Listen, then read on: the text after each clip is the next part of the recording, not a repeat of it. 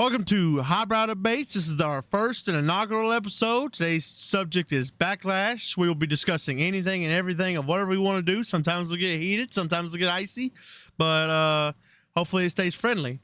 What was y'all's overall thoughts of Backlash? Somebody. I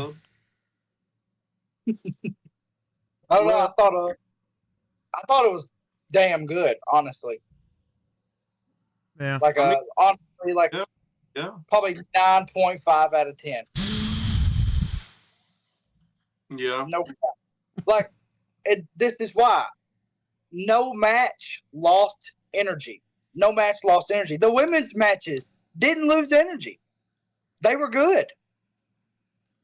We'll get into that. We'll get into it. What? We'll get into it. We'll get into it. I thought the triple threat was good. The triple threat was great. Well, let's start with the first match. Solo and Tama versus Randy and Solo. Cam, what was your thoughts? Anything you wanted to point out in that match? They saved it with the stipulation, but that was the point. Is because they built it up on SmackDown to be a street fight. So, honestly, I don't think it could have been any better. It was a hot start, good match, good debut. Bloodline went over. Everything happened as it should. Yeah. So, what about you, Caleb? That match, that match was crazy to me. I like that.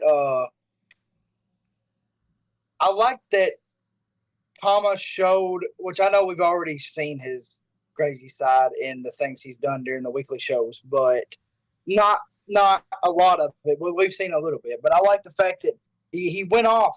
He went off in that match, and he did damn good. Yeah. I was impressed. I personally have never seen his indie stuff. I think it was. Go ahead. I've just heard that he's damn good. Yeah. So, but I've never seen any of his old stuff. Yeah, I don't really think it was a Tama Tonga show-off match. He really just took a lot of moves, which I'm cool with. He paid his dues.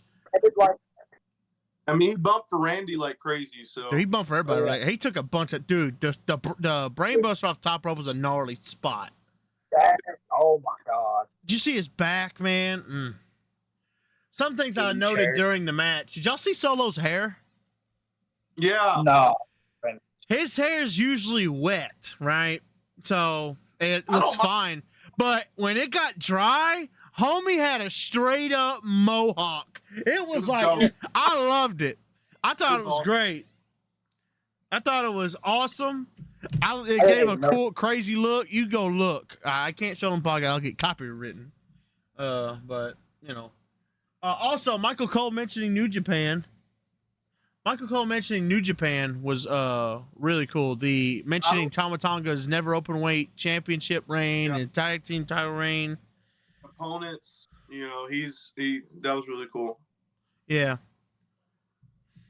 I ain't gonna lie. When Tonga Loa beat the shit out of, what was it? I think it was Kevin or Randy. I thought Jacob got a haircut. At first. Oh, me too, bro. Well, it's because we ain't seen Jacob. I'm taking him down. All right, say goodbye. Say goodbye. Say goodbye. Damn it. I never thought it was Jacob because I know what Tonga Loa looks like. Well, I do too, but here's the thing. Tonga Loa. I didn't think he was going to join. Listen, I didn't think it. The fact that they didn't announce him, I was like, whoa, what? New Japan didn't even give him a farewell. Nope. So exactly. I thought he was still signed, to be honest. But it's because it's the same way when Adam Cole debuted in NXT. I was like, oh, he's really small, right? It's people don't look their size until they're in WWE. I don't know how weird that sounds. Just like AJ seemed like a regular sized dude until he was next to Roman at Rumble 2016. So when Tonga Loa was beating the shit out of Kevin, I was like, oh, he's big. So I immediately thought, oh, but there was like a quick second. It wasn't like, I was like, oh, it was like, oh, that's a big dude. Jacob got in shape. Which it's not like unlike people to get in shape before they go to the W. I mean, it's not. So, but the fact it was Tonga Loa made me so happy because I was like, oh yes, we are getting Gorillas of Destiny. We are gonna get them versus Usos. Hey, I mean, that's the match we've been wanting. Yeah. And it makes more sense for it to be God as the first two instead of if you were to bring in Tama, then Jacob, then Tongaloa. Yeah. I think Tongaloa being the second one makes more sense. Yeah. Also, this just shows that we don't know if this is Rock's bloodline. It could not be, but he's not going to be wrestling with them because that's 4 people right there. So yeah, I mean, but which, by the way, that does confirm, in my eyes, that Sammy's going to come back to the. I mean, who else is going to join Jimmy and Jay and Roman? Also reports that they're looking at Lance too. So I know you don't really care for that, but they're looking at him. Man, Shane done fanned him up. He done. Oh, nobody remember. I remember that. Shane beat his ass. Well, and Roman gonna be like, "Hey, bro, ain't you that one that's trying to stick up for me? Got fanned up by Shane." And also you gotta Hikuleo, yeah. There's the Hikuleo, and you also got to consider the chance that Jacob could even be on Roman's side. You never know. I think he shouldn't. Yeah, it would make a lot of sense to me. Jacob doesn't look like a guy that is going to debut as a babyface, and he shouldn't. I think if they were to bring in anyone besides Jacob, I think they should bring in Hikuleo because Hikuleo's a good face. He's tall. He's got good size. He can wrestle, and plus he's literally Tama and Tangaloa's brother. Yeah. So, it's definitely a possibility, but I don't feel like. Here's the thing, God has draw. Yeah. Jacob has draw. Hikuleo doesn't really have draw. But WWE and this storyline makes stars. I understand, but God and Jacob are like, when they signed, well, at least with Tama, when they signed, it was a big deal. I don't feel like a lot of people are going to care about Hikuleo. Not saying that nobody does. I'm saying he's not Jacob and he's not God. They were going to sign him anyways, though. Yeah, but I don't know. I don't feel like. Because people forget it was supposed to be Tama Tonga and Hikuleo debuting together. Yeah. It was Tama Tonga, Hikuleo, and Jay White were the 3 that were about to sign. I think. But go ahead. Hiring, and none of the 3 came in. Apparently, it came out today that God had been signed for months. I wouldn't doubt it. I really wouldn't doubt it. I wouldn't doubt it. But overall, I give out of 5 stars, I give the match. It was like a 3.5. I'll give it a 3. It's solid 3. Spot of the night. Go ahead. What? What's that? Crowd takes it up half a star. I'll get into the crowd. I'm just gonna go ahead and get into it. All right. So, did y'all love the crowd? I loved it. Do you think that was the best crowd non-US? Do you think it was the best crowd, or even top 5? Top 5. It's hard to really come to a number 1. It's not an easy thing. The thing about it is, people are like, "Oh, you can't say it's a good match or a good show because of the crowd." To be fair, when the crowd makes the match. Exactly. When the crowd's dead, it takes away from everything. Yeah. When the crowd's good, it adds to everything. Absolutely. Cody was a good match, but imagine if the crowd was a regular, imagine they were in Kansas City or something, wouldn't have been. I disagree. So let me give you my take on it. For me, there are 4 levels of crowd. There's a bad crowd, there's a good crowd, there's a great crowd, and there's a fun crowd. This is a fun crowd where them singing people's themes is fun. Them being rowdy is fun to an extent. This is like a kid in school who pops off a really good joke and then keeps trying to joke and joke and joke, and it just gets old and annoying fast. This is the crowd, because during Cody and AJ mainly, and there's other parts and I'll get into it, Cody and AJ were doing some really cool spots, but they were just singing and not really selling anything they were doing. They were just singing. It's like they were doing nothing in the ring, and for me, that really pissed me off, and it felt really disrespectful to they're out here doing really nice spots. I remember I forgot what it was. I remember AJ doing an Ushigoroshi, and crowd, no reaction. Even though it's not a reaction move, but it's like they didn't even care because they were just singing. And I was like, all right, you sang and you sang and you sang. I get it. And earlier in the show, mainly during the women's triple threat, every time there's a 2 count, they chanted some shit, which I don't know what it translated to, but okay, I can translate that. There's a tradition in France when watching a wrestling match. If it's a 2 count, they have a chant. It's in French. Forgot what it is, but it translates to 1, 2, only 2, only 2, only 2, Okay. only. yeah, Like a tradition. Yeah, just like Corey Graves said, every time they hear Phenomenal or whatever, they start doing that song, which got annoying really fast.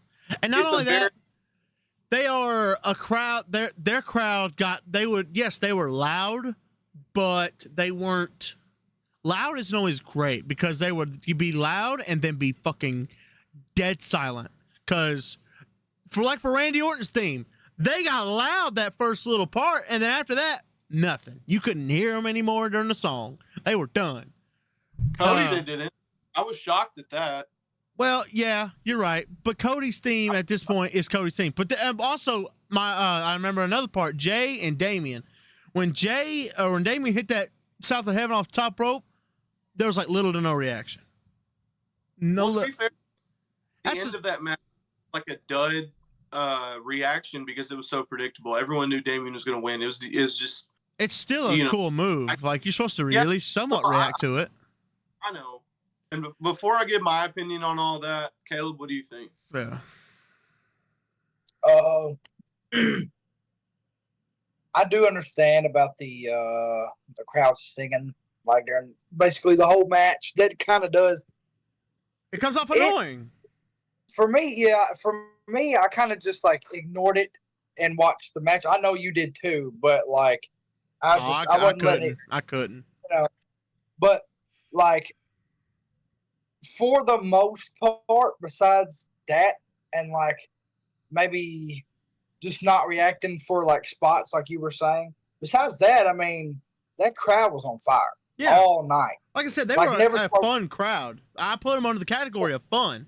But if I wanted to have a WrestleMania match there, like a final showdown, I'm not going there because they're just going to sing and ruin my match. I feel like I would go to the UK, who do sell for shit like that. Hell, even just a regular American town. You know, I also hate how we went to these, which I love going overseas and going to these crowds. I love it. It's the greatest thing ever. However, them going U.S. crowds suck. No, they don't. New York is always fire every time they go. New York is a hot spot. But go ahead, continue. Like I said, I think it was a fun crowd.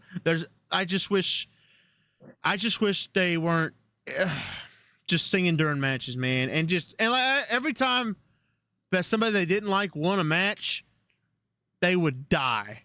They'd be like 1, 2, oh, and then they got quiet, and it's like, ugh, that kind of just killed the finish.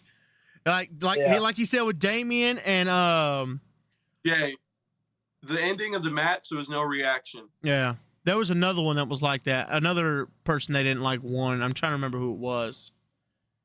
I think we got a little bit of it with Cody, but we'll get to that later. I got a huge take on Jey Uso for this, but that's non-related. My opinion is I completely disagree with both of you. The way I see crowds are, if a crowd's a fun crowd, it's one thing. The only thing I didn't like about this crowd is the non-reactions at times, but the singing doesn't bother me. They're hot for a reason. They're not hot just because they're having fun with themselves. They're hot because they're excited to be there. They're excited for the match. You got to get amped up because they showed earlier in the night that the matches they didn't really care about, they weren't doing that. They weren't getting that hot for it. For Cody and AJ, they were excited. Yeah. And sure, they had an odd way of showing it, but different culture. I don't, just like the UK fans are different. I got to judge them with a different stick. It's just, for example, I don't think it's disrespectful. Like I like Beach Ball Mania, for example, but I can understand why that's disrespectful. This not so much. I don't think it's disrespectful at all. Like the 1, 2, only 2, only 2, only 2, or the Phenomenal song. Don't think it's disrespectful. Don't think it's an issue.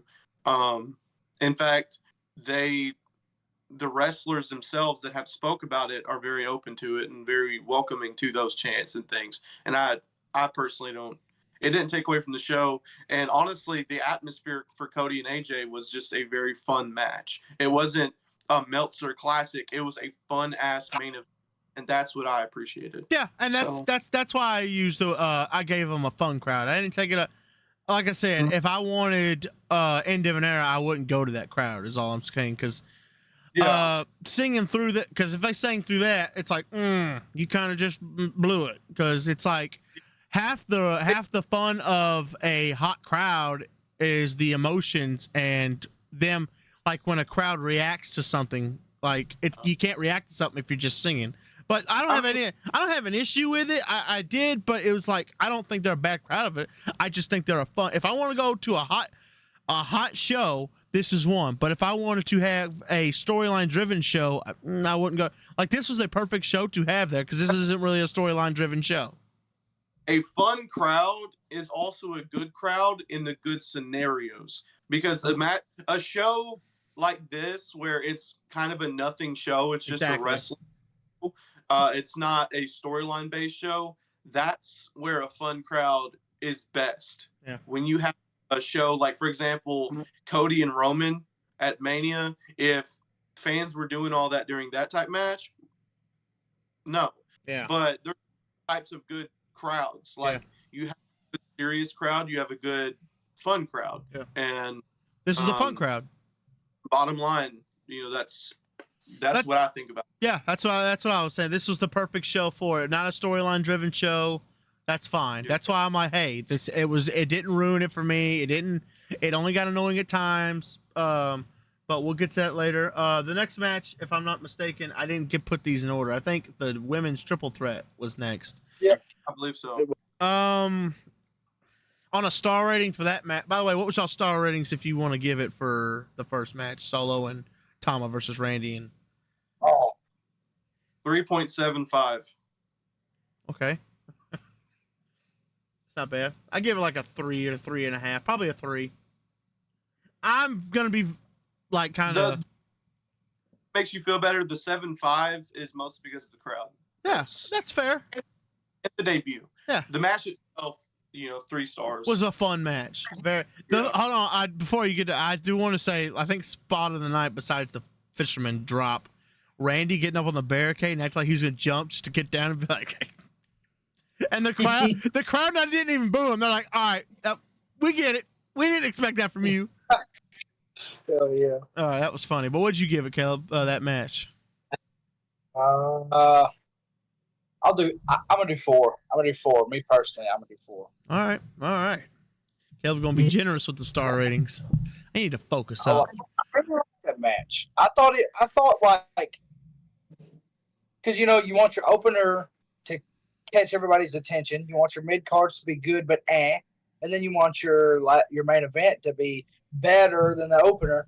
And I thought like that was the best opener to a pay-per-view I've ever seen, personally, as far as my knowledge goes. I'm trying to get my camera to focus. I'm sorry. Yeah, I agree. Well, I agree. It's a good opener. I think go ahead. Openers. You hear me? Yeah.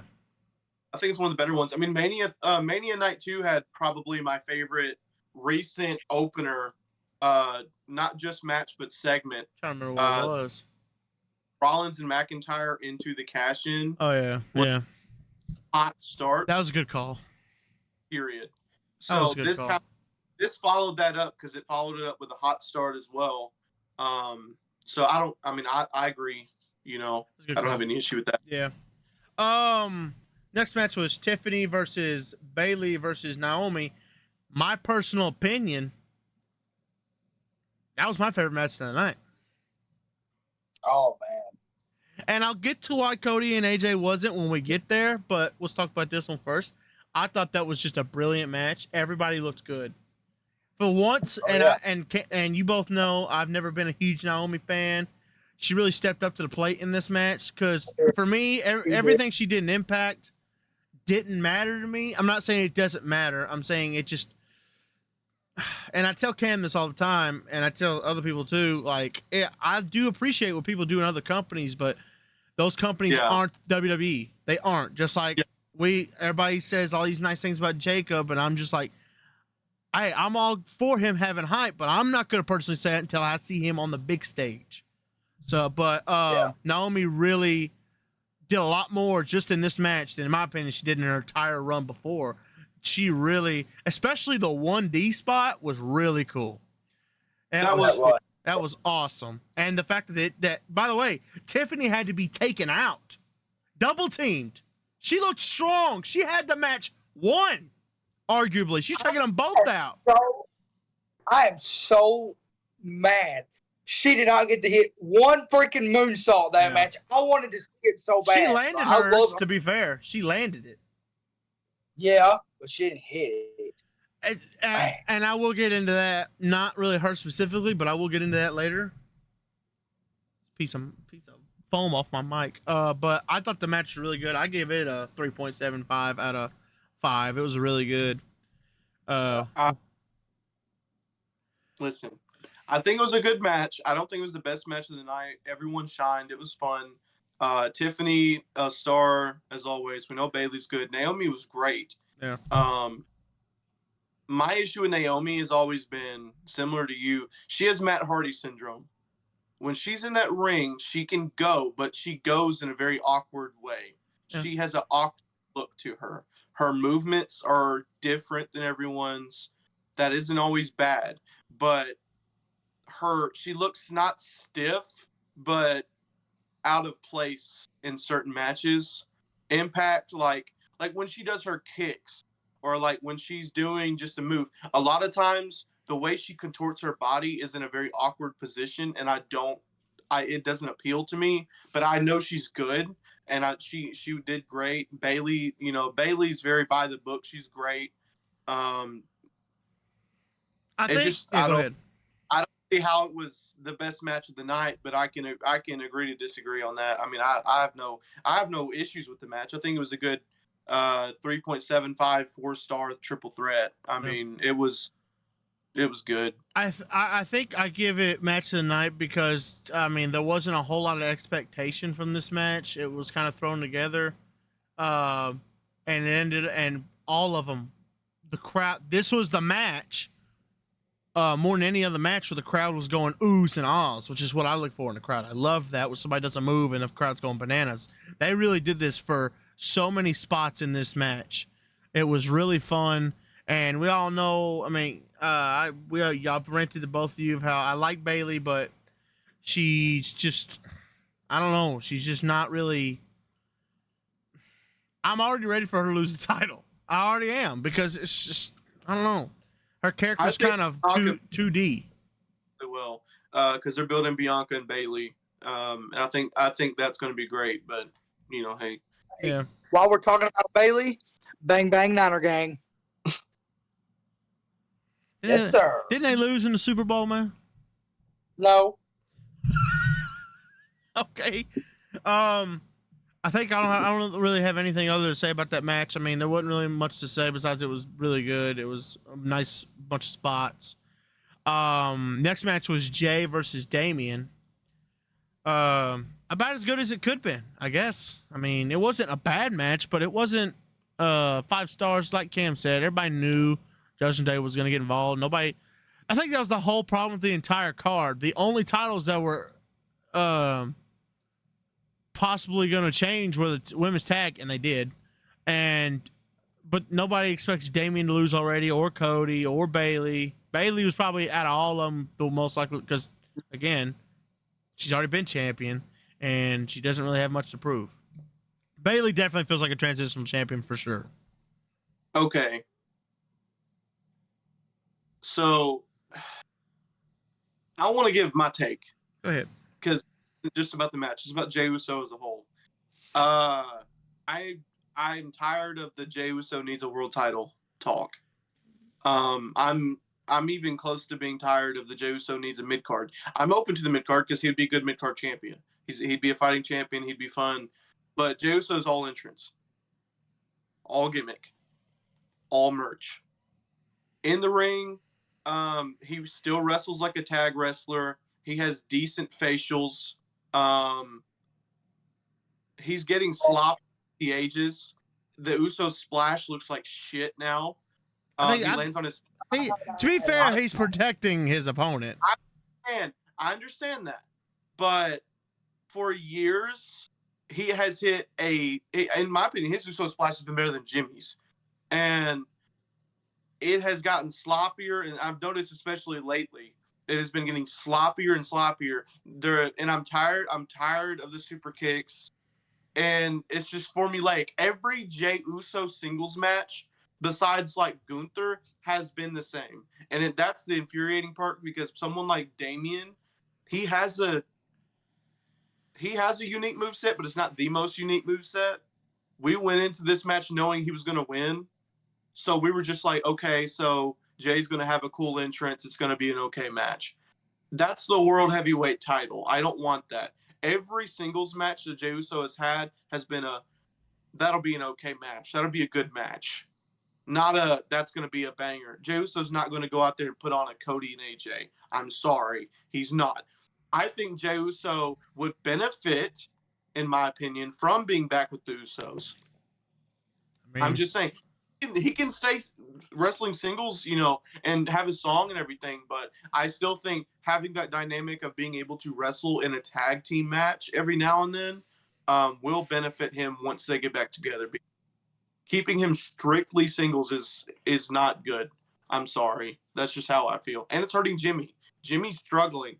I don't see Jimmy getting out of water.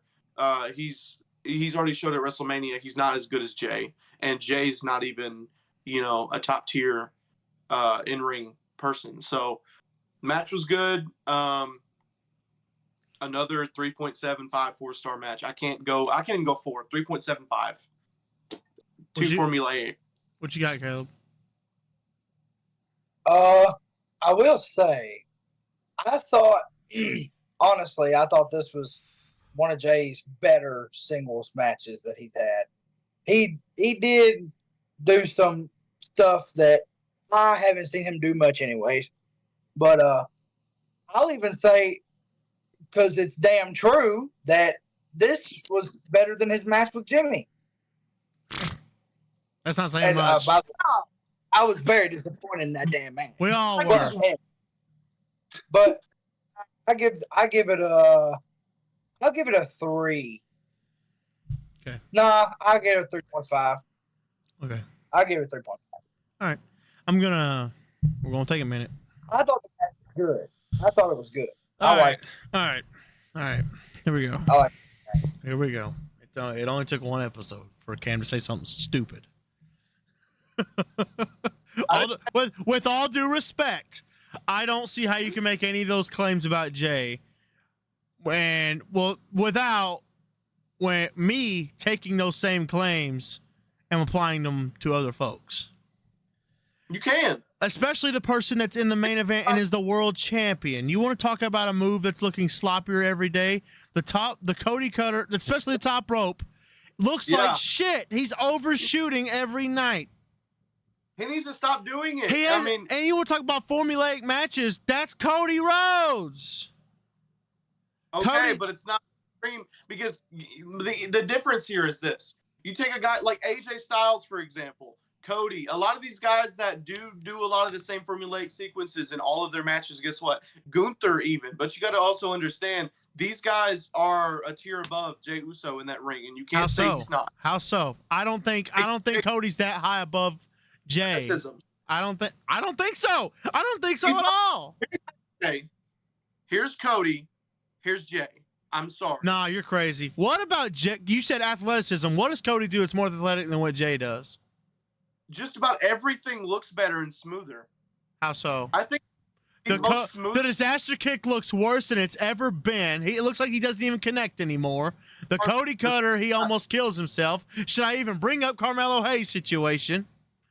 Listen, the Cody Cutter. I've been saying more than you lately. He needs to stop using it, or better yet, the best times he's used it lately has been like brawls on Raw. Yeah. Like he'll do a most perfect Cody Cutter, yet when he gets to the match, it looks like a sloppy Joe. It looks like shit. It's hard.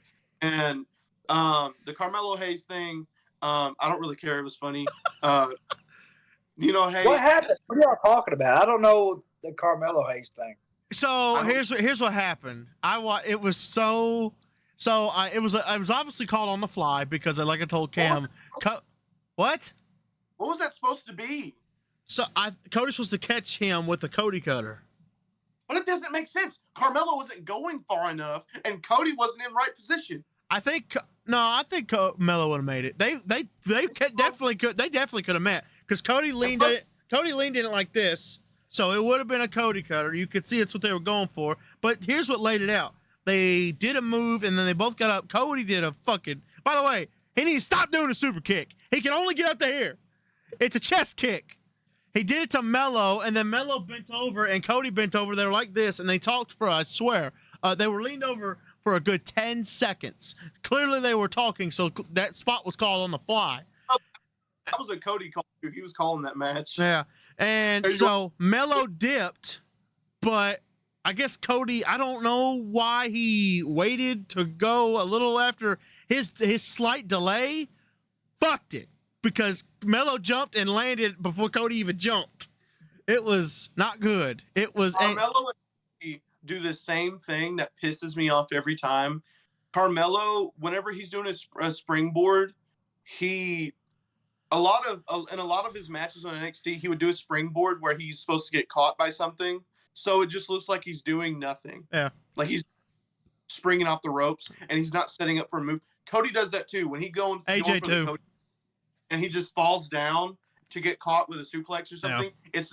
They piss me off. AJ does it bad too. When he'd go for he would try to stick his arm back, but he would just be like, yeah, it just falls. It looks like shit. Yeah, but that doesn't really bother me because it's like you still don't know what's happening until it's about to happen. It's not like it's obvious. Things like that shit to like online, like on Twitter. A lot of these clips, like in NXT of Carmelo doing the springboards, went viral. And the issue with that is a lot of people will see that and be like, "This shit's fake." Yeah, you know? It's not a good look. He'd run across the springboard and do nothing. But back to what we were saying, I don't see how you could say all those things about Jay. I mean, what?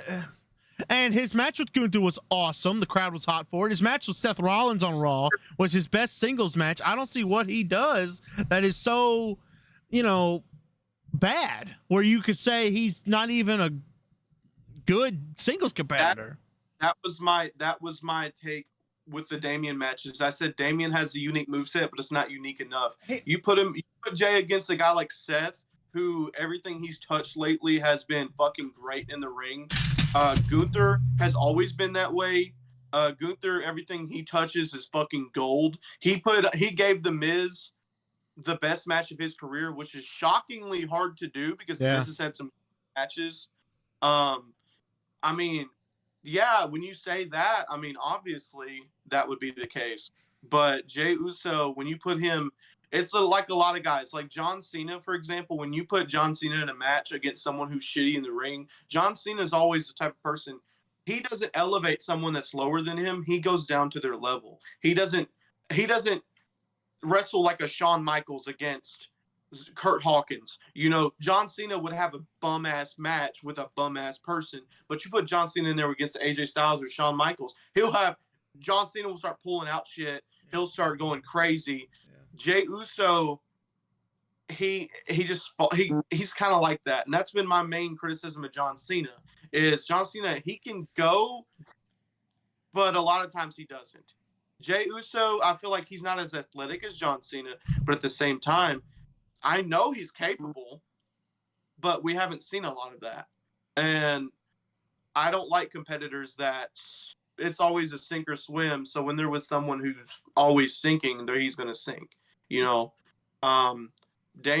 I knew that Damian match wasn't going to be that good. I mean, it was serviceable, but it's a world title match. Why would that just be serviceable? Well, I could tell you why it wasn't great if it had no story. Matches have to have stories. This had no story. And for me personally, and we'll get to it, but I'm going to go ahead and spill the beans. Cody and AJ didn't disappoint me, but I was not wowed whatsoever. Like, it got 3 stars out of me because there was no storytelling. There wasn't. For me, there was no storytelling. There was just... I think they built in most of the other matches on the card. That's one thing I was afraid of, is because a lot of these other matches weren't getting built. Well, the opening was pretty good. And well, yeah, I mean, obviously, and the women's triple threat had a good story because Tiffy has been that's why it was match of the night for me. Tiffy's been trying to prove herself that she belonged between these two best friends, and she, out of everybody, looked the best. And they literally had to team up on her to beat her. That's why for me it was match of the night. That's been my thing, and I noticed, because this is probably going to go past Backlash, the thing with Cody and AJ's story that I actually noticed that not a lot of people are talking about is they built it up as if AJ is what's the word? Insecure. Like that's up is AJ was talking about how he's like, oh, I may be older than you, but I'm in my prime. Yeah. He's doing all the plunges, he's getting in shape, and the way he's talking, he's getting cracked, and the whole time Cody was sucking his dick. He was like, yeah. I think you're great. You're one of my heroes. Yeah. Like, you're a bitch. Your daddy a bitch. Like, chill. That's what Cody was trying to say, is just chill. I think you're dope. But AJ's showing cracks, and I think that's a cool layer to the character we haven't seen. Yeah. And plus, by the way, contract signing that didn't break down into anything. Yeah. Wow. But yeah. Yeah, it was pretty good. The only thing I had noted for that match was Jay's attire. Jay's attire was, oof.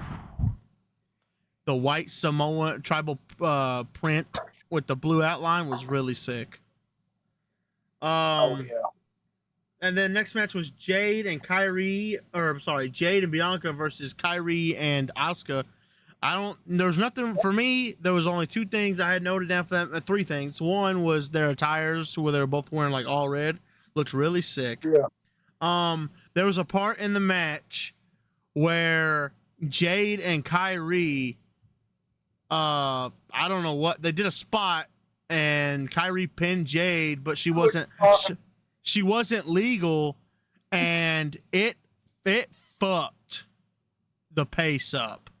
It was like 5 minutes they were trying to recover and they couldn't. Bianca, kudos to her.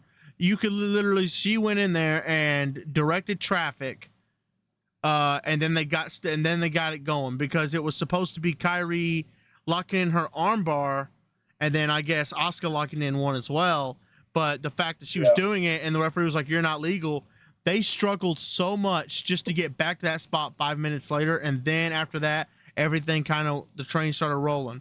The coolest thing was the ending spot where Jade caught her, spun her, threw over her head, caught her, and then glam slammed her. It was fucking awesome. That was really cool. I even got up and was like, oh shit. The match, though, because of the botch, it was on pace to get match of the night stars, but the botch really fucked up the pace. It only gets 3 stars from me. It gets 3 stars. Solid 3 stars. But what do you guys think of that match? Women's tag? Yeah. Look, I think it was fine. I think it was great. It was predictable, but it doesn't need to be not. I mean, predictable's not always bad. Jade,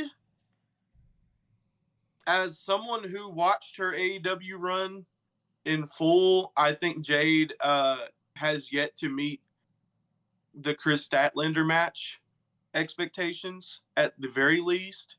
And the fact she's been in the PC for 10 months, or 8 months, or whatever it is. I'm hoping they're just saving it for when she has an eventual match with Bianca or something.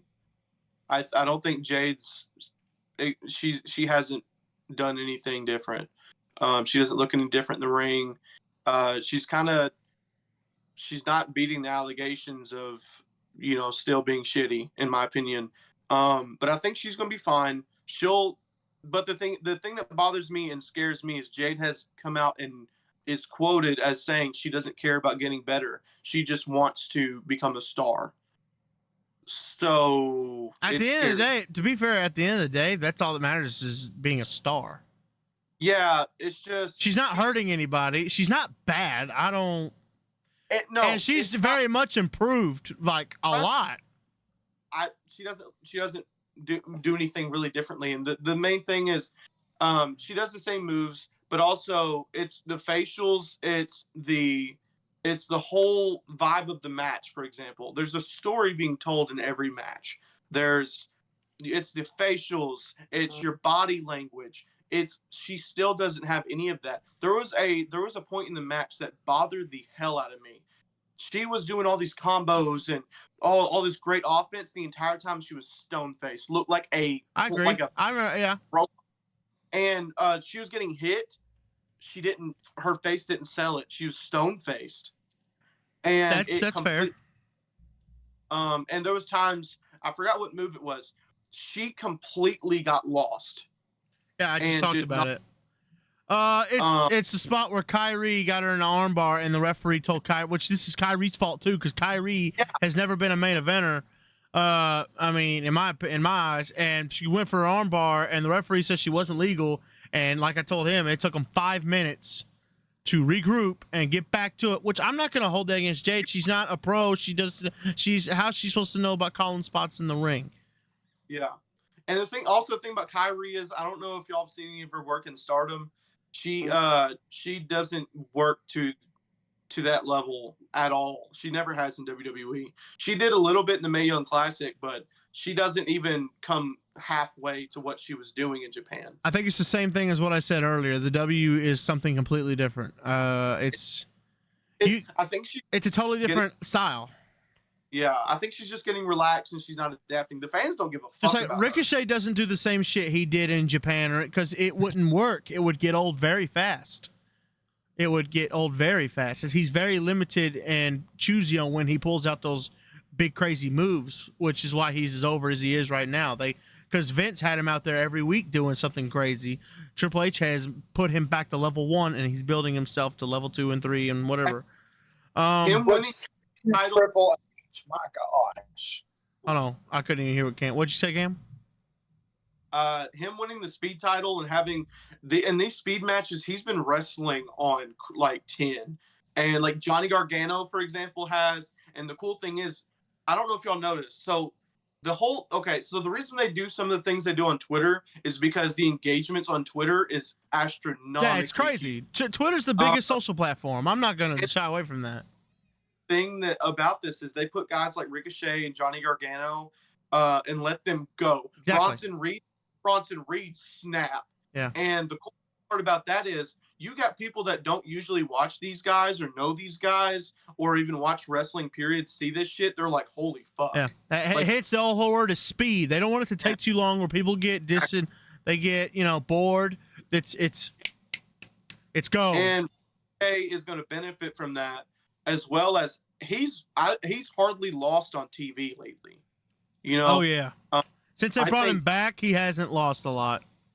He's been getting reps in, and that's what he needs. Yeah. I'm not gonna lie, and I hate to tell you, Caleb, but like I used to before this current run, every time Ricochet come on TV, I'd want to change the channel because I know somebody's just gonna come out and whoop his ass. Not because he's boring, but because I'm just really not interested to see that. I just don't want to see it. But but back to Jade, I don't think Jade is. I think she's definitely gotten better. I agree with you with the facial thing, but I feel like that's a whole other subject. A lot of wrestlers, including Johnny Gargano, who still hasn't fixed it. He has had that problem. Johnny's same face? Yeah, trust me, I know. Johnny's always been bad about that. Yeah. But he's also Johnny Gargano. That's what he does right there. Yeah, but, Hey, Ciampa's not going to turn on Johnny. They're both turning heel. Nah, I'm going to go and let man, that would not work. Listen. DIY's faces have failed to get over with the fans, the casuals. And they've been building a story, and I've noticed they lost every challenge as faces. They've lost. And Gargano, trying to shake hands and shit and all that. I think they're about to go heel and win the SmackDown title soon. I think you're overthinking it. By the way, I disagree. They are over every time. Every time they come out, it's a pop. And I know you said casuals, but for me, I don't give a shit what the people on TV. It's about the people that's in-house. They always pop every time, and they're always happy to see them. And they're not. You can't convince me they're going to do the Ciampa Gargano feud yet. Okay. Well, WWE's convinced me. We'll what see. you just said for them being heel would make me think Ciampa's going to turn. Why would?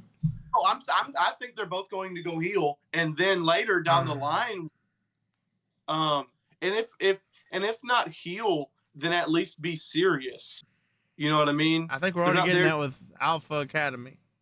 I don't, and we'll get into that another time. We'll get into that. Well, we can get after that after we finish reviewing this pay-per-view. But I don't think so. I think they're already doing that storyline with Alpha Academy. Just like I don't think Gable's going to turn on, or they're going to show. But still, also, keep in mind, Raw only has one heel tag team right now. I hadn't really thought about it, but AOP is the only heel tag team on Raw. That's not true at all. Judgment Day is a tag team. What are you talking about? Yes, but they're not doing tag stuff right now. They tag every week. They're not going for the tag titles. They're not really in the tag division. I hope Monday they go for the tag belts just to piss you off. Okay. But I haven't thought about it, but Creeds are about to fill one of those spots. That's going to be fun. But yeah. Anyway, back to on to the main event. Cody versus AJ. We've hit it here and there. I'm gonna go ahead and just say what I want. Say what I'm gonna say about it, and then we'll see what you guys say. I didn't have an issue with the match except these things. It was a great match. I even give it the great, and y'all know how I feel about great. That word I use. I wanted that. I saved that for the tippy tops.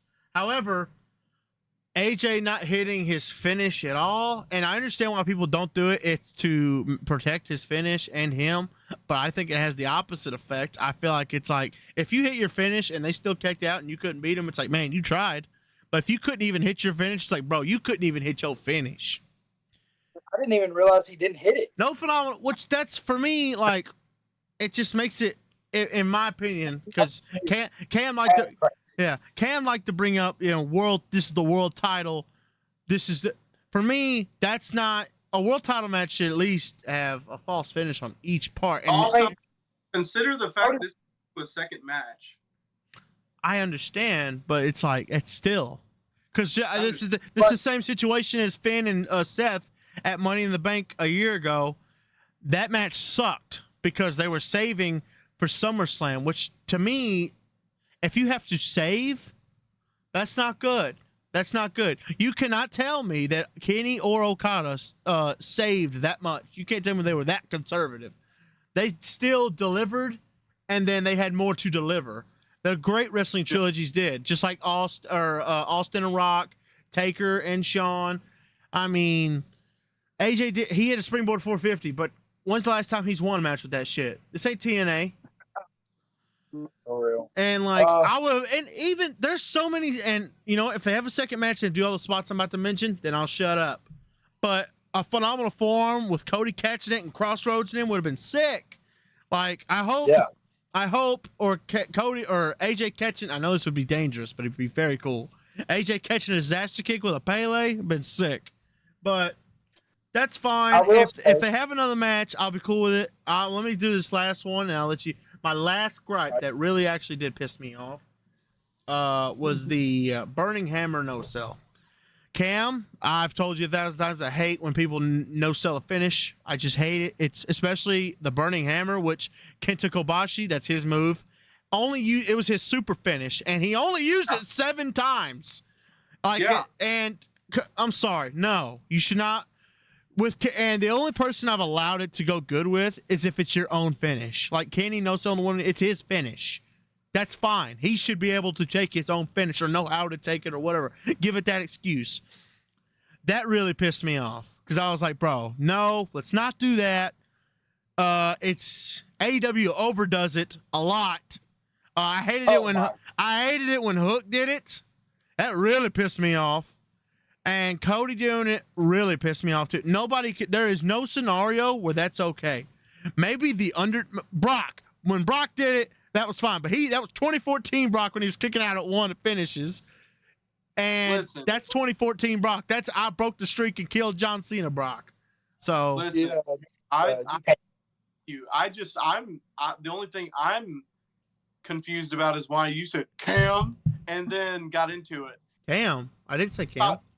You did. You said and Cam, and then you started talking about. No, I'm saying and Cam. I've told Cam is what I said. Oh. Yeah, my mic was cut out. And that's my thing is like when someone is a wrestler that I like, I'm not going to just defend them upright. No, I didn't think you were.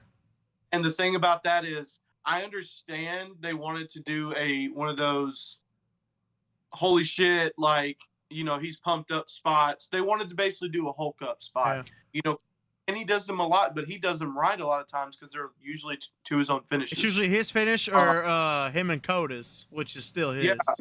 And so I don't mind it then. But when it's a burning hammer, and, I saw people say, oh, well, AJ doesn't pin off of it. AJ doesn't get matched. He still gets a false finish. Yes. And that's my thing is it's still a burning hammer. Yeah. It's not like, I hate when people are like, oh, this person does a choke slam as a finish, yet when this person does it, it's weaker because it's not their finish. Yeah. It's the same move. Exactly. If they're the size. Yeah. If Shawn Michaels comes out and does Sweet Chin music, that's fucking Sweet Chin music, bitch. Yeah, ain't no fucking super kick. But it's the way you do it. I understand, because also the way Shawn does it is better than a lot of these motherfuckers hitting it. Yeah. Presentation. Remember, AJ doesn't do the burning hammer any worse than a lot of people that do it. He does it pretty good. It's just a burning hammer, and it looks fucking gnarly. That should not ever be a one count. No. If a burning hammer in my book, unless it's the very, very beginning of the match and even then it's stretch, it should always be 2.9. Absolutely. If it's beginning, it should be 2.5 or 2. That really irritated me. I'm not going to say it's Cody's fault or anybody's fault. I'm going to say that shit just pissed me off. It was not. It's the burning hammer. Oh, we know that's producer. Exactly. And if it was, hey, producer, if you did that, fuck you. But being Cody's, there's a good chance it's probably Jason Jordan. Also, I don't like when he I didn't like how he hit a super Cody cutter and then it was like it wasn't slow, but I don't know, it felt like after he hit it and he was setting up for the crossroads, which is a long time. Like the fact that there's no it's like, bro, you know what I'm saying? I don't like I always hate the long setups and then the finish. Like I always hate when John Cena would do the 5-knuckle shuffle and then wait, and then if he actually hit it, I'd be like, that was dumb. That was dumb. Or because Shawn Michaels rarely ever, at least when he returned, he did it in the early days because that's just what happened. He rarely ever won a match after tuning up the band.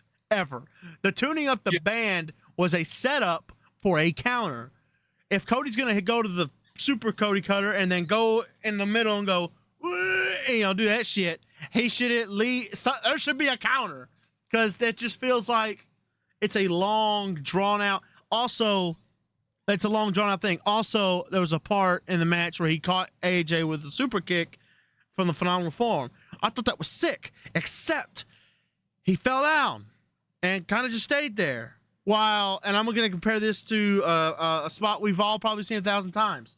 Adam Cole, when he super kicked it, Ricochet and mid-moonsault. Did he sit down and fucking sell it? No. He not only did he got fucked back up, hit another move, and then pinned him. That's how you keep the crowd hot. If that crowd just went, oh my God, what the hell happened? Get him back on it with a near fall, make him go even more nuts. You don't want to kill them all. That's my only issue as Shawn Michaels, because he would hit a fucking super kick and be dead for like 20 seconds and then pin. You know it's not going to be over. Motherfucker just for 10, 20 seconds. And that's not something only Cody does. A lot of people do it. But if you're going to be in the main event, I'm going to gripe because I hated it. He could have hit that super kick, got him up, bam, and then pinned him, and then crowd. Which, by the way, you said that they did the 1 count kick out of the burning hammer for a crowd pop. They didn't even react that hard to it. It wasn't even like a crowd went bananas moment, which is another thing France pissed me off about. Yeah. Also, France don't get a lot of wrestling, period, so they're probably not exposed to the same things that a lot of people are. So, I feel like they should know the basics. France doesn't really even have much of a scene. Yeah. They eat a lot. Yeah. So. But I gave it a solid 3.5 out of 4. That's what I give it. 3.5 out of 5. Excuse me. That's what I gave it because, like I said, when the ending happened, it felt like for me when the match was over, it was like, oh, that was it. I expected more. I expected just a teeny bit more.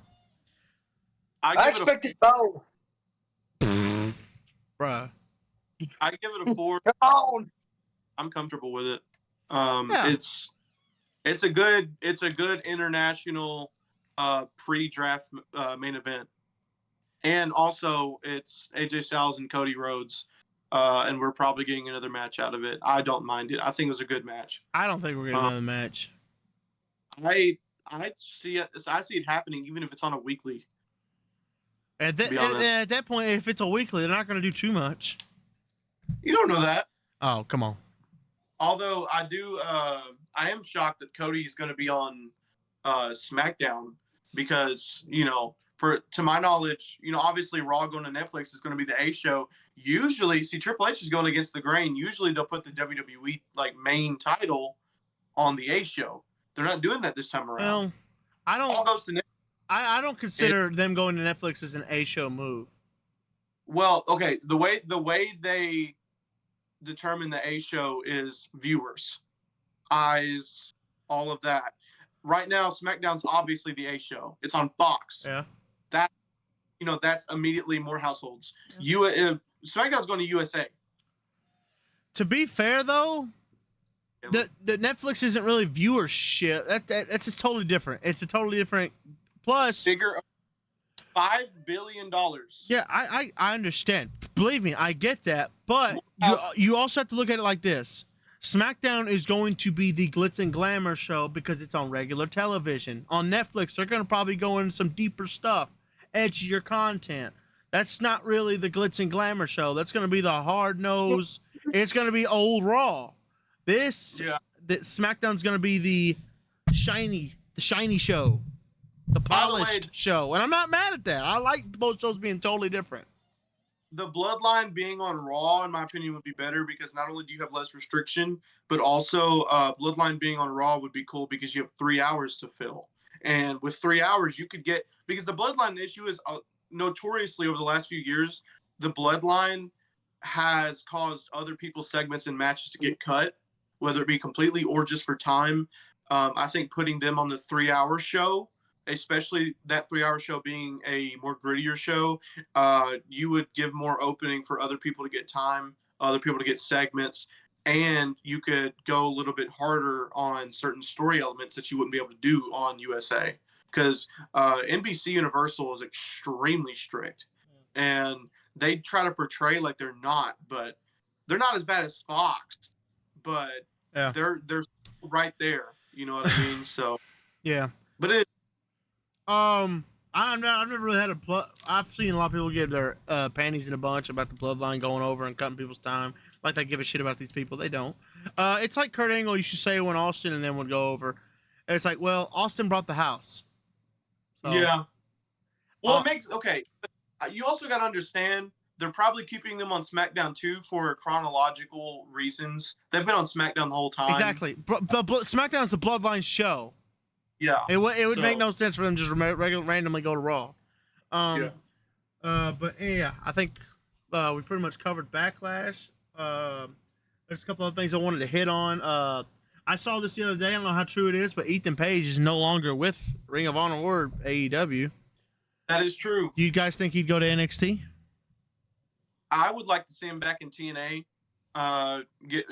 Reunite with Josh Alexander, maybe even feud, but just as an in-between thing, like a lot of wrestlers do, they'll go to TNA just for 6 weeks, or just do that amount of tapings. And honestly, Ethan Page, and honestly, when Josh Alexander loses, when his contract runs out, I'd like to see him go to WWE too, because Kurt Angle and several others have talked about even Josh Alexander.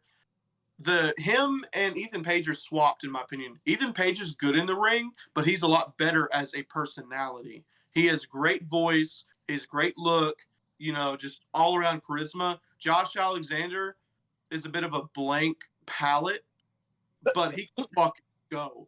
Yeah. And that's why the North works so well. Yeah.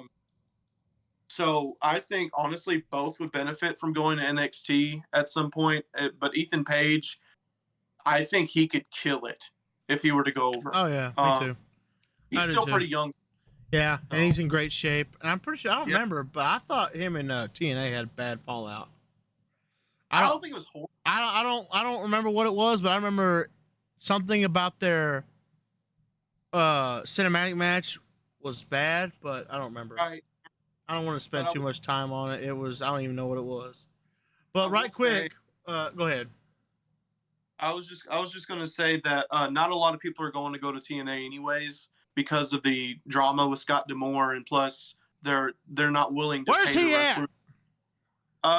We don't know. We haven't heard from him. Why ain't he a producer already? Come on, Triple H.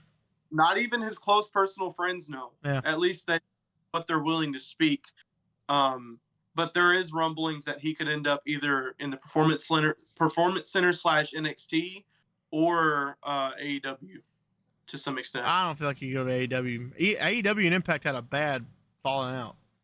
Yes, but at the same time, I don't see him and Tony Khan having a bad relationship. I don't see them having a bad relationship, but I don't see them having a bad falling out. I don't think he'd want to go there. But also, especially lately with the things they've been doing, I feel like the only company that really wants to work with AEW is New Japan. My thing is, and it's because Tony Khan would never fuck with New Japan.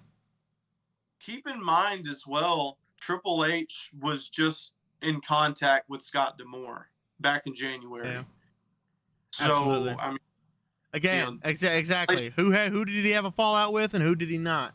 He had a good relationship, and I say good loosely, obviously, but he had a decent relationship with Vince, as far as we know. I mean, it happened again. No, I don't think we didn't hear any bad things from it. Nobody got buried. Mickey James going to WWE, and they mentioned WWE quite often in TNA programming. But I'd like to see him go to WWE. Go ahead. That calls their events PLEs. I know that doesn't mean anything, but it's true. Yeah, because this day and age they don't, because all this shit's on Impact Plus or TNA Plus. Yeah. Okay, we're gonna wrap this up with the King of the Ring. First of all, I want to talk about how I'm not gonna miss tomorrow, no matter what, because these first round matches are all pay-per-view matches. I'm gonna name them off here. Probably the least. I'd say the least hype one, and I don't say that in a bad way, but Kofi versus Ray, which is still going to be awesome. Sheamus versus Gunther again. Ricochet versus Ilya. That one really has me interested, because that could go either way. That could really go either way. I know Ricochet's more likely could lose, but he's on such a good run. He could win.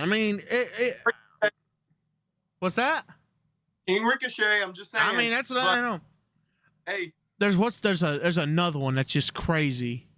And Drew versus Finn. That for me is gonna be those are 4 bangers on one Raw. The first, and here's why I wanted to bring this up. I think Triple H is gonna make this what it should have been. He's gonna make this their G1, because G1 is 5-star match every match, don't matter where it's at. It's 5-star matches every match. And I think he's making the King of the Ring the most prestigious tournament again. Actually, I don't want to say again, ever, because if all these are 5-star, I cannot wait to see what's on SmackDown. And the women's weren't bad either, but I don't remember them right now. SmackDown brackets tomorrow too, and you got to also keep the guy with the pencil is also a former King of the Ring winner. Yes, absolutely. Yes. So I'm really excited about that. That's going to be awesome. You can't miss tomorrow. No, you cannot. Gunther's winning it all, though. I would go with Gunther or Drew. Drew's the backup. I think Gunther's winning. Yeah, I don't see Gunther losing again. Gunther losing at Samuel is such a big deal. He's not going to lose again. So, I think Gunther beats. I think Gunther beats Drew. If I haven't seen the bracket, I don't know where it lines up. But I would assume it's going to be Gunther and Drew in the quarterfinal. I don't know who's on the SmackDown side. That will be very interesting. I swear to God, has Braun entered the King of the Ring? I don't think he has, and I don't think Raw guy. So no, he's not going to be in it. Yeah, that's oh yeah. I forgot he's on Raw. That's unfortunate. And I think SmackDown LA Knight and Gunther could probably be the finals, and that would be wild. Hey, Nick Aldis got to be pissed. Why's that? He spent weeks signing Braun to SmackDown. I was talking about that. He spent weeks talking to Braun, smoozing him up, and Adam Pearce was like, "Bitch." Yeah, draft, bitch. real. But so I got Gunther winning it all. Can I be honest? I don't even remember who's on the Queen of the Ring, and I don't think it's very obvious who's gonna win it. Yeah, I think Nia. I'm going with Nia. I see Nia. If Tiffy's in it, I'm going Tiffy. I'm going Tiffy for Money in the Bank. I was thinking that while she was literally in the match. I was like, wow, she's gonna win Money in the Bank. I'm thinking Money in the Queen Bank. Tiffy though, I could see that. I could literally see it. But also, which it was crazy because I just listened to Chris Van Vliet interview, and I've been saying for like a good week and a half, she's gonna bedazzle up that fucking briefcase, man. Yeah. And Tiff, man, she's gonna be killing it, and she needs like that. She's a good heel, and we all know she's over like Rover. Yeah, so I don't think she's gonna even. She's probably gonna be in the King of the Ring or Queen of the Ring, obviously, but she's not gonna win. I'm going with Nia. That's mine.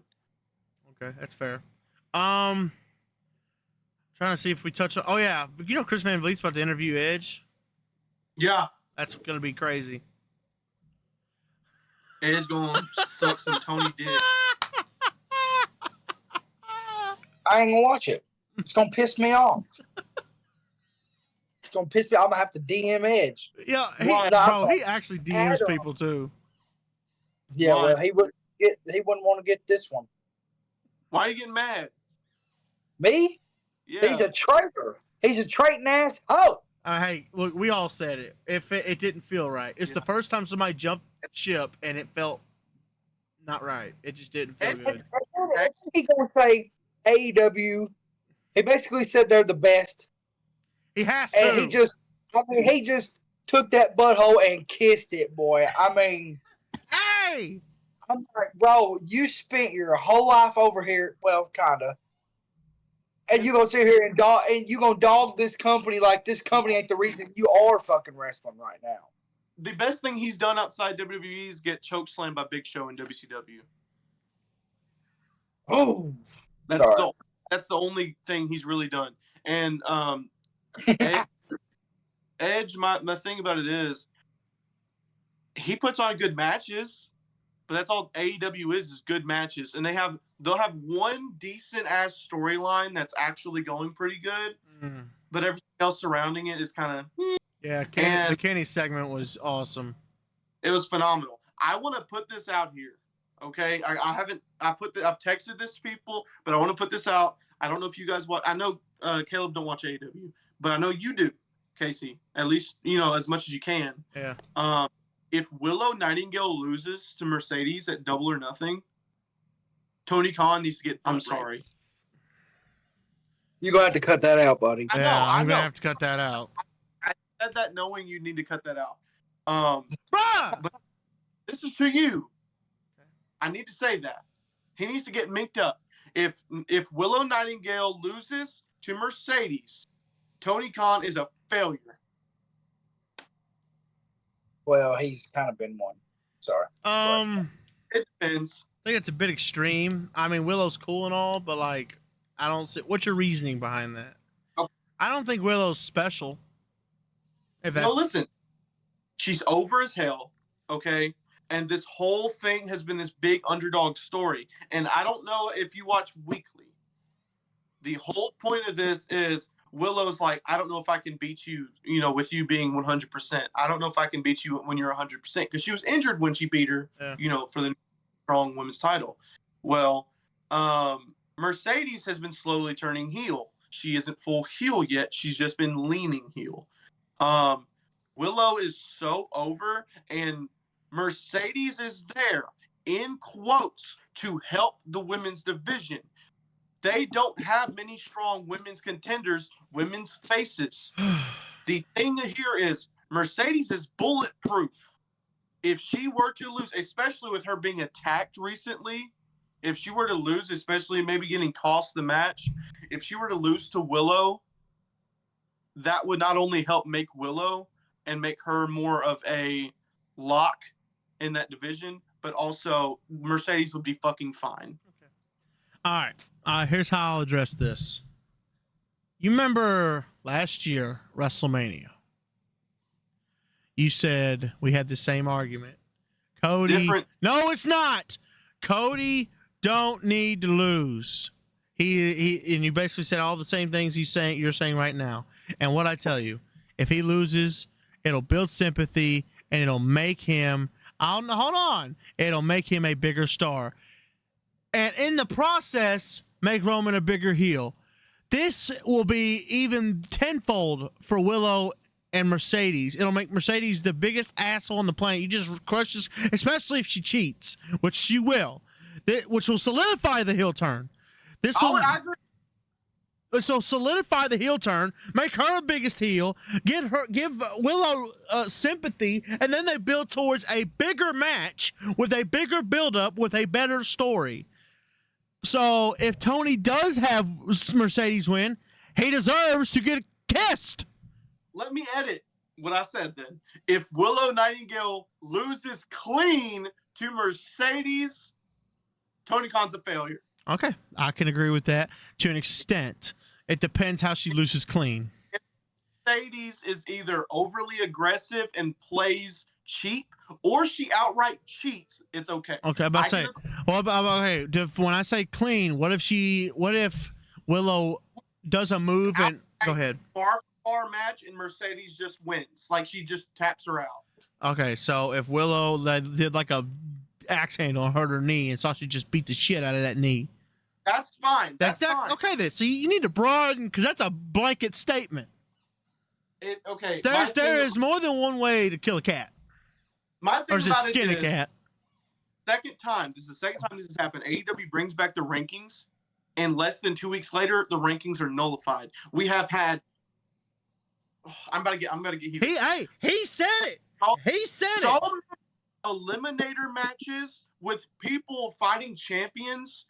Oh, if you beat the champion, you get a title shot. Meanwhile, this person is on a losing record. Or they're adding the Jericho Cruise matches to the damn rankings, which is stupid because they're dark matches. Third of all, you got people getting title shots without even competed. Excuse me. Mercedes just came in 2 months ago. She came in, already a title shot.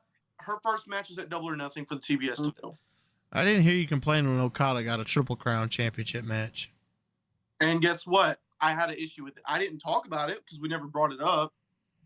Yeah, because it fit the storyline. It's like, oh, Tony Khan brought. I understand that. In my opinion, have Mercedes join the Elite. That would be awesome. It makes sense. The CEO, she's a dick. Yeah. It makes sense. Well. But now, if this is what this leads to, and they form the super group who runs the company, Tony, I'll give you some credit. But I'll tell you this straight up. Okada coming in, getting that title so quick, it rubbed me the wrong way, but because it was kind of just, oh, Tony's bringing in his new toy, and he's giving his new toy, all that he wants. But it's telling a story. Yeah, and because it's on the story, you can make an argument, and Mercedes could be the same. Kenny's going to take it. It's just like, hey, I just think Kenny's going to take and become their first Grand Slam champion. Will Ospreay makes sense because he's been getting wins. Yeah. And they've been building to Will Ospreay splitting from the Don Callis family. They've been building to that. They've been building it to it in a stupid way. He's been beating the shit out of all of them, and they're just cool with it. Yeah, I know. But also, Takeshita wasn't completely cool with it. But also, Will Hobbs! That's true. Hobbs got the fuck beat out of him. R.I.P. Will Hobbs. Will Hobbs is injured. He's gonna be gone for a while. Go to the W, bro. Go to the W. Just quit AEW, bro. Wardlow, same thing. Powerhouse just need to leave AEW. Also, I want to address, since we're on AEW, you shit on Jericho when he won, and I told you I loved it. I'm loving it still. He's being a dick. He's being overly nice, knowing that he is a prick and everybody can't stand him. Doing that for weeks. He's doing the it's working. Listen, he's doing the I think I'm right. I think I'm a baby face, but I'm not. That's fine. Love it. And guess what? On paper, I like the gimmick. I like the promos. You know what I mean? But also the trunks, I loved it. I popped. He only did it to piss people off. Exactly. Like that. And that's the whole point. He brought him out in the first place way back in 09 was to piss people off. His match has been booty. I disagree. He's about to start another faction. And by the way, I want to add, it's already started. Almost every person that has joined up with him and been his lackey has not came out better. Daniel Garcia, Sammy Guevara. They both came out better. Powerful. Listen, Jake Hager. Now you got Big Bill. First of all, Daniel Garcia and go ahead. Listen, Daniel Garcia's not doing shit right now but losing. He's more over. It doesn't matter. He's more over than he was. Nobody knew who the hell he was. Listen. And now everybody's doing this. Yeah, that's stupid. But hey. Shut the hell up, bro. It is over. R-Truth is stupid. He's not going anywhere with it. But like I was saying, Big Bill honestly was impressing people. He was impressing me a lot. Not impressing me. A lot of people. He gonna have to do something more for me. Stepped it up on the mic. He stepped it up, especially when he was with Ricky Starks. I feel like where's Ricky? I guess he's probably already packed his bags for Stanford. He's waiting. There's nothing for him to. Yeah. I feel like Ricky Starks was the best thing to happen to Big Bill. Bar none. That's for me. Big Bill needs a mouthpiece. I'm sorry, he does. It's just that's gonna be. Almost for a while there, like during the Sting shit, I really enjoyed it. Yeah, but I don't know, man. Yeah. He's cool, but I don't think he's ever gonna be a solo star. Hey, speaking of solo stars though, Ricky Starks, man. Oh yeah. Ricky Starks, Wardlow, Powerhouse Hobbs, which God, call him Will Hobbs, please. Powerhouse Hobbs. You can. But why? Powerhouse, it's old school. I love that. Also, you can just use that as a nickname. Powerhouse Hobbs, but his name is Will Hobbs. There you go. But, okay, that's like going, no, fuck you. Not doing that. Also, AEW, funny as hell. When he faced Ospreay, they called the match the Battle of Wills. I love that. That was awesome. I like people bringing old nicknames. Dirty, Dominic Mysterio. Main Event, Jey Uso. Powerhouse Hobbs. I love the old school names. Those are old school names you read in the newspaper. Yeah. But, outro. That's pretty good. Yeah. This is a great episode. Great first episode. At least I thought so. This will be on YouTube. Yep. That's it for right now. It's just going to be on YouTube until I figure other things out. Like, comment, subscribe immediately. There you go. That's gonna be your that needs to be your shits after every episode. Go back to watch your universe. What? Go back and watch your universe. Yes, go back and watch the universe that's on this channel. That's gonna be posted on this channel.